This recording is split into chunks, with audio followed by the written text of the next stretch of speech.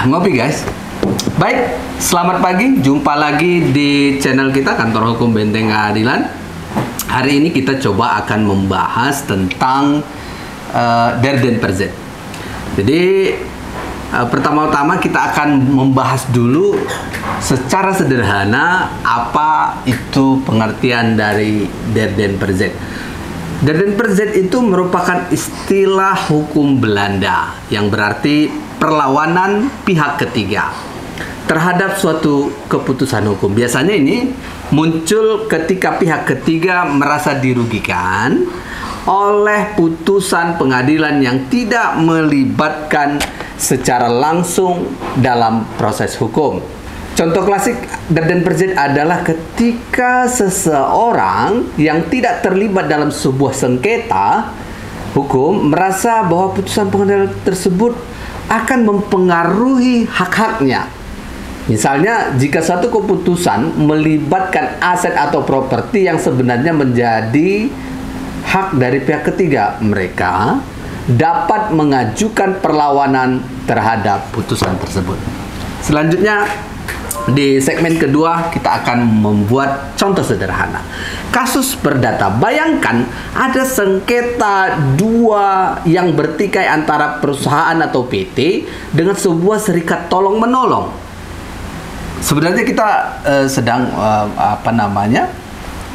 menangani kasus antara PT dan serikat tolong-menolong, sehingga kita dari Kantor Hukum Benteng Keadilan melakukan Der Den Perzet.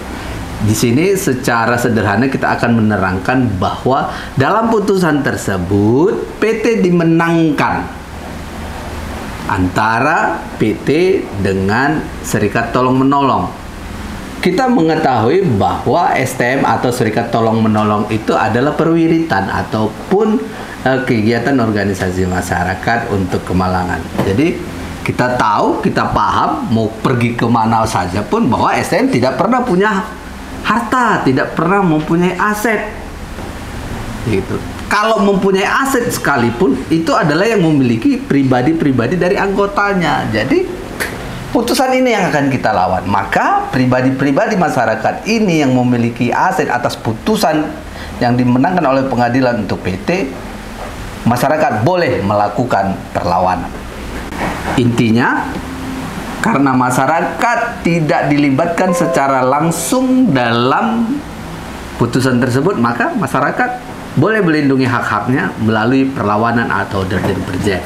Oke, kasus sederhana kita contohkan tentang kasus hukum waris. Misalnya ada seseorang ahli waris yang tidak terlibat dalam persidangan sebelumnya dan merasa bahwa putusan pengadilan mengenai pembagian warisan tidak adil. Ahli waris tersebut boleh mengajukan perlawanan untuk memastikan haknya untuk diperhatikan. Baik, kita masuk ke segmen ketiga tentang prosedur dan tantangan. Bagaimana prosedur untuk mengajukan Der Den Perzet? Biasanya pihak ketiga harus mengajukan permohonan kepada pengadilan untuk mengeluarkan putusan awal. Mereka harus mengajukan bukti bahwa putusan tersebut berdampak negatif pada hak atau kepentingan mereka. Namun, proses ini tidaklah selalu mudah. Tantangan utamanya adalah membuktikan bahwa keputusan tersebut benar-benar berdampak pada pihak ketiga dan bukan hanya bersifat spekulatif. Sebagai kesimpulan, itulah sedikit penjelasan mengenai Der Den Perzet atau perlawanan pihak ketiga.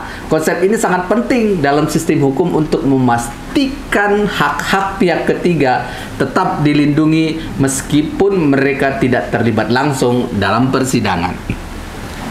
Jika kalian menemukan video ini dan itu bermanfaat, jangan lupa untuk memberikan like, subscribe, dan aktifkan lonceng notifikasi agar tidak ketinggalan video-video menarik lainnya dari kami. Demikian dari kami, Kantor Hukum Benteng Keadilan. Mudah-mudahan dapat bermanfaat. Sampai jumpa di lain video berikutnya. Terima kasih. Assalamualaikum warahmatullahi wabarakatuh.